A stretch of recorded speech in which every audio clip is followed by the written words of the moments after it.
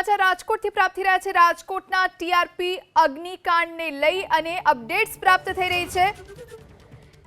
Rajkot TRP game zone અગ્નિકાંડનો case હાઈકોર્ટમાં રાજ્ય સરકારે સમય માંગ્યો। સ્કૂલોની વિઝિટ ચાલુ હોવાથી વધુ સમયની માંગ કરવામાં આવી। ફાયર સેફટી એસઆઈટી રિપોર્ટ સહિતની વિગતો રજૂ કરવા માટે કોર્ટે સમય માંગ્યો છે।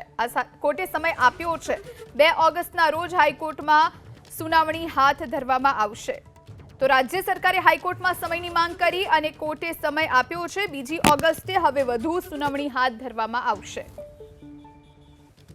આ વિશે વધુ જાણકારી માટે સંવાદદાતા તેજસ મહેતા ફોન લાઈન પર જોડાયા છે। Tejas, Rajkot TRP game zone અગ્નિકાંડના કેસમાં હાઈકોર્ટમાં રાજ્ય સરકારે સમય માંગ્યો અને હાઈકોર્ટે સમય પણ આપ્યો છે। શું વધુ જાણકારી, શું મુદ્દે ચર્ચા થઈ? જી, મુખ્યત્વે ગુજરાત હાઈકોર્ટમાં આ જે પિટિશન છે કોર્ટે સ્વયં સંજ્ઞાન લઈને દાખલ કરેલી છે। જે રીતે અગ્નિકાંડ બન્યો તે મામલાની કોર્ટે સ્વયં સંજ્ઞાન લઈ અને આ બાબતે તપાસના આદેશ આપ્યા હતા। આ પહેલાનો જે હુકમ હતો તે પ્રમાણે શિક્ષણ વિભાગને અમુક આદેશો આપવામાં આવ્યા હતા। સાથે જ રાજ્ય સરકાર તરફથી જે રિપોર્ટની માંગણી કરવામાં આવી હતી તેમાં જે શિક્ષણ વિભાગનો જ્યાં સુધી સવાલ છે આ તપાસ હાલ પણ ચાલુ છે તે પ્રકારની રજૂઆત એડવોકેટ જનરલ દ્વારા કરવામાં આવી। તમામ સ્કૂલોની અંદર ફાયર સેફટી અને બાકીના જે મુદ્દાઓ છે તે તમામની તપાસ કરીને વિગતવાર રિપોર્ટ રજૂ કરવામાં આવશે તે પ્રકારની કોર્ટને ખાતરી અપાઈ છે।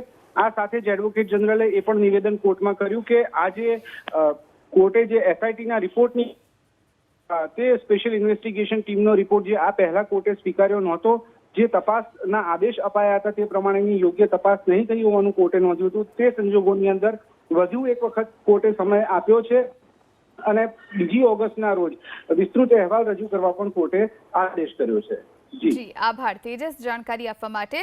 તો રાજકોટ ટીઆરપી ગેમ ઝોન અગ્નિકાંડના આ કેસમાં હાઈકોર્ટમાં રાજ્ય સરકારે સમય માંગ્યો। સ્કૂલોની વિઝિટ ચાલુ હોવાથી વધુ સમયની માંગ કરવામાં આવી છે। ફાયર સેફટી એસઆઈટી રિપોર્ટ સહિતની વિગતો રજૂ કરવા માટે કોર્ટે સમય આપ્યો છે રાજ્ય સરકારને। 2 ઓગસ્ટે હવે વધુ સુનાવણી હાઈકોર્ટમાં હાથ ધરવામાં આવશે। તો રાજકોટમાં 27 લોકોના ટીઆરપી ગેમ ઝોન અગ્નિકાંડમાં જીવ ગયા હતા અને પરિવાર પણ હવે ન્યાયની આશા રાખીને બેઠો છે। ત્યારે હાઈકોર્ટમાં સુનાવણી થઈ, જ્યાં રાજ્ય સરકારે સમય માંગ્યો છે। સ્કૂલની વિઝિટ ચાલુ હોવાની વાત કહી અને સમય માંગવામાં આવ્યો।